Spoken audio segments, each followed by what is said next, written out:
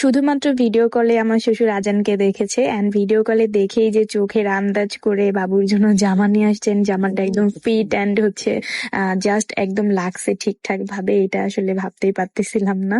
প্রথমবারের মতো আনবক্সিং করার পরে চকলেট প্লাস সবকিছু আজান বাবুর পেটে প্রথমবার ঢোকে। সবার জন্য শ্যাম্পু, তারপর চকলেট, আরো অনেক কিছু ছিল। সবকিছু এখন আস্তে আস্তে আনবক্সিং করছিল আমার জামাই। তো আমি খুবই এক্সাইটেড ছিলাম, সবাই অনেক বেশি এক্সাইটেড ছিল। আমার ননদের ছেলে মেয়েরা, আমার ননদরা, আমার শাশুড়ি সব থেকে বেশি এক্সাইটেড ছিল যেহেতু তার হাজবেন্ড। আলহামদুলিল্লাহ এমন একটা ফ্যামিলি পেয়েছি, ফ্যামিলি মেম্বার্সরা সবাই আমাদেরকে এত এত বেশি ভালোবাসে, যেটা হয়তো বা আপনারা শুধুমাত্র 5-10 মিনিটের একটা ভিডিও দেখলে হয়তো বা বুঝবেন না। রিয়েল লাইফে তার থেকে বেশি ভালোবাসা পাই সবার থেকে।